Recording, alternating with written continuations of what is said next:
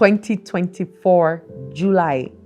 Half of the year is here. When did we say Happy New Year, please, guys? Now we are now in July. How has the last 6 months been for you? I know that they have taught us how to keep hustle. And they say it's only when you die that you rest. They have told us all kinds of things. I've had so much breakthrough in stillness, guys. So much breakthrough in stillness. Where I stayed still for a bit, heard something that was phenomenal, and then swung into action.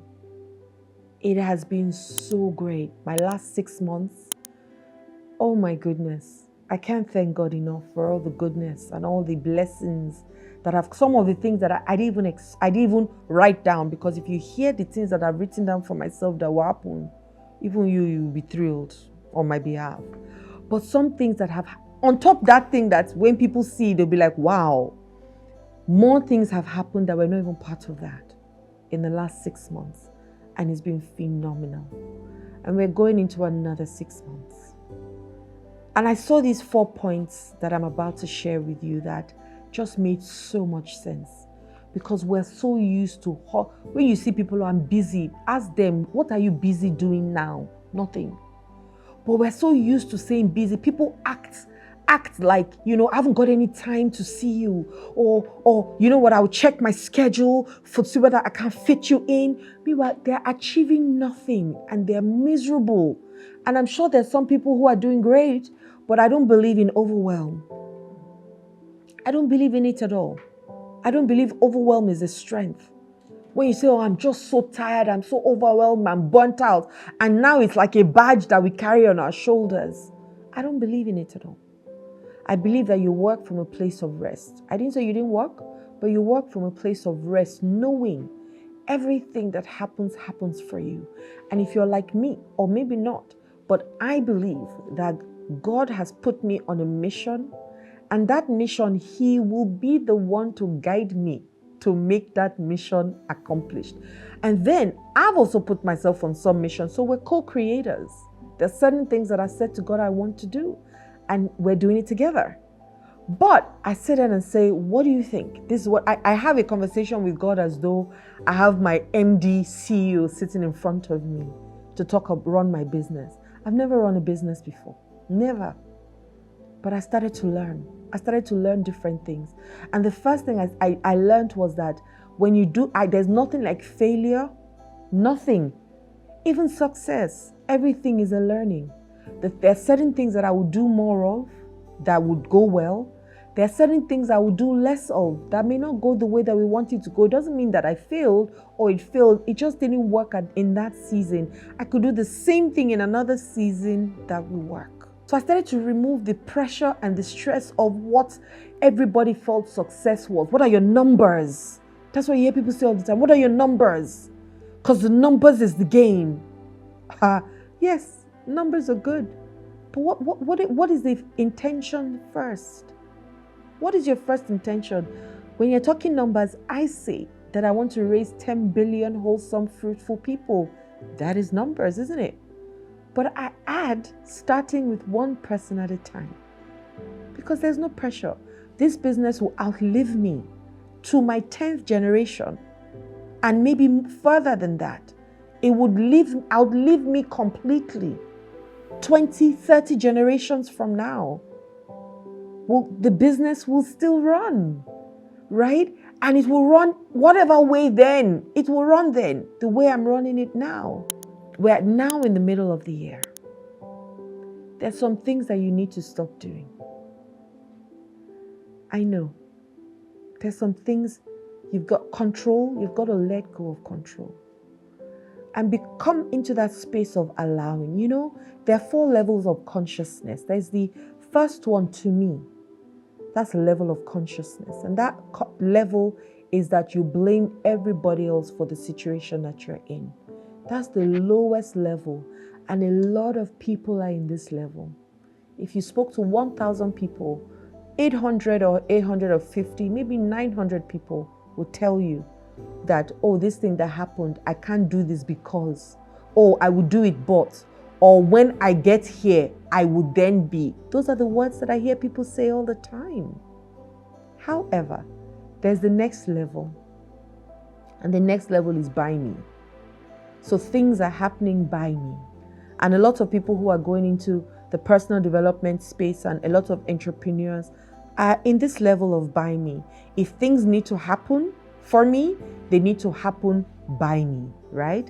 I need to get up and take action. I need to do the courses. I need to do masters. I need to do mistress. I need to do PhD. I need to be a professor.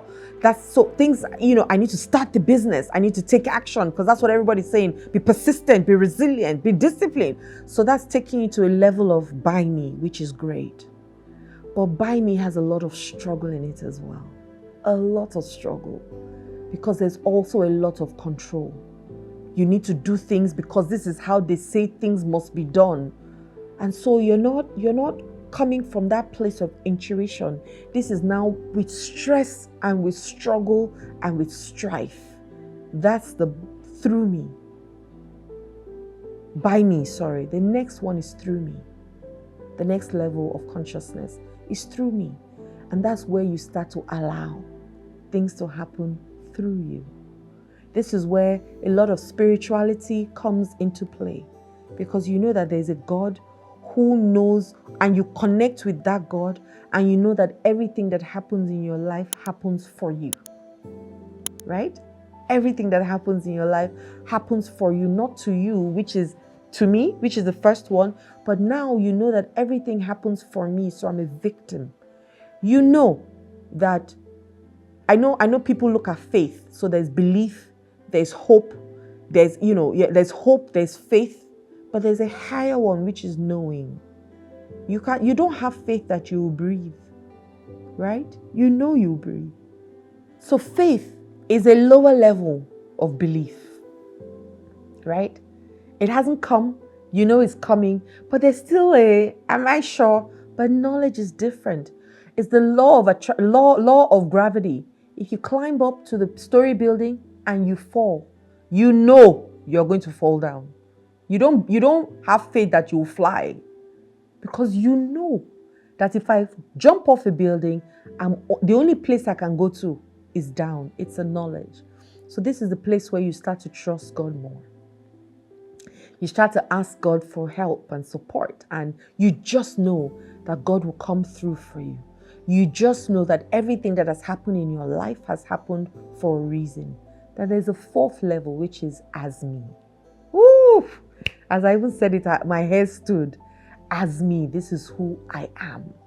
And this is where a lot of mystics, a lot of people that we follow, really like Jesus Christ and Buddha and Muhammad, a lot of our spiritual teachers just knew this.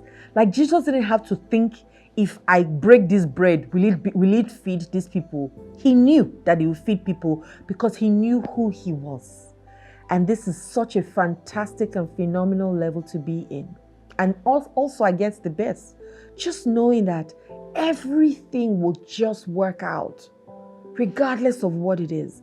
And you just know that every time you reach there, or when it's your turn, things will have no choice but to bow because of who you are. Jesus didn't have to, or Muhammad, they didn't have to think or ask questions. They just knew because it was who they were, right? It was who they were. And so they spoke from that consciousness. So which one do you find yourself in? Which of these four consciousness do you find yourself in? And none of it is a failure, to be honest. None of it is bad. The awareness is so good for you to have, so you know what you're working towards. What will lead me from to me to get into the level of by me? And if you're in by me right now, where a lot of people are, what will move me from by me to through me? And if you're in through me, what's going to move me? What would I need to do? What do I need to let go of? What beliefs do I need to let go of? What beliefs do I need to imbibe to lead me to that as me consciousness? But that's even not any of the things I was going to share for what we're going to do. That just came into my spirit and I thought to share that. So the things that we need to do to function and stay functioning humans, even in the midst of all the things that we need to do, we need to understand that we should have one of the things that I'm still working on, because I'm not sure that I've gotten there 100%, is having no expectations from people. Because I'm not sure that you can really get there 100%. No matter what it is, you would always believe that certain people will do certain things for you. Not because you have done things for them, but just if you say you're my friend, then I expect you to be there for me, right? Whether you're there for me is irrelevant, but it's an expectation that I still have. And so it's to work through that to get to a level where anybody that does anything for me wanted to do it. I have no expectations, and I'm so grateful to them for doing those things because they chose to do it. And how will that reflect in your life? You would have less disappointments. You have so much less disappointments. You would ask more for the things that you need rather than assuming that people know what's going on in your mind. Do you get what I mean? You depend less on other people and more on yourself. And in the ways where you cannot help yourself, you would ask for help. And imagine asking for help. So many people want to help you, but because you don't ask, you won't receive. The second point is, don't be too attached to success. Now, they've painted this picture of success to us as, oh, you have a nice car, maybe a G-Wagon. You live in Ikoyi, if you live in Lagos, or Banana Island, or Victoria Island, or Ikeja GRA. These are like the posh areas in Lagos here. And so you can put that in your area, in wherever you're listening to, whether in America, Beverly Hills, and all those things. They said that you must have a nice car, a very nice, beautiful, shapely wife, and perfect children, and then have a big business where you're earning millions, and then that has become success. So everybody is striving to have a car that is a G-Wagon or an SUV, because that shows status and shows that you have arrived. People are striving to wear the Guccis and the LVs, and they will do anything to carry, or wear bone straight. Some people don't even talk to some of their friends because they're not wearing bone straight. They have not arrived yet. You don't have the shoes with the red bottom. And we have turned it upside down. And so everybody's trying to show the other person that in Nigeria we say I better pass my neighbor, which is I'm better than you. And so we find ourselves striving so hard, and we're so empty because the things that we think will make us seem successful will not give us internal joy. And without internal joy, your success will look like nothing. Well, if that's what you call success. For me, I've changed what success looks like for me. For me, success is that I can put a smile on somebody's face every day.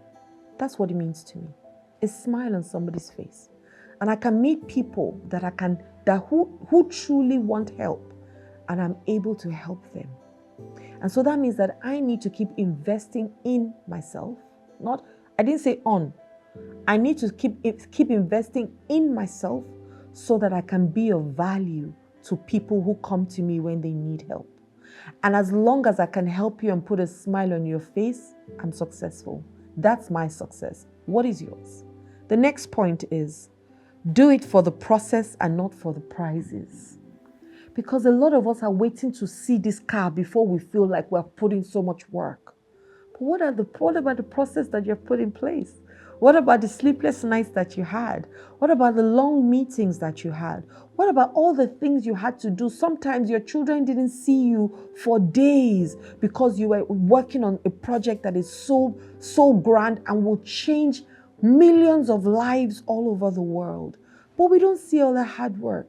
We're just waiting for people to start, giving us gifts or giving us something, or seeing our bank account, the money increasing in our bank account. Now, whilst all that is great, and I love money, and money loves me, and I have a lot of money because of the way I treat money. However, success is not in the money. And money is equals to the value that you bring. how well you do it and how difficult it is to replace you. So if you have that value, money will chase after you. Money needs you to be valuable. Otherwise, it's just a sheet of paper. That's all it is. So let's focus on the process and enjoy the process. Enjoy the sleepless nights. Laugh at yourself. Play with yourself. Play with people around you. Have fun. Work hard, but play hard also. Enjoy the process. Don't wait till you get the house before you believe that you have received something. Just celebrate yourself in every milestone, and finally, people don't need to see you coming. A lot of people don't even believe in you in the first place. So don't waste your time showing people the value that you have. Don't waste your time telling people about the value that you have. Just be the value. And trust me, they'll respect you for it. I hope this helps. And really, I look forward to the next 6 months of the year, starting next month. And I pray that as beautiful as it will be for me, so it will be for you also. Hi there. My name is Adeola Kingsley James. I hope you really got a lot from my videos. Don't stop at just listening. Be a doer. If I asked you to do something, do it please. But don't also stop at that. Share me with other people. Click the notification bell below and do what? Yes, subscribe. And then remind yourself every time my new videos come out so that you can watch them and you can learn from them. I really, really, really honor you. Have a wonderful day. Love and light.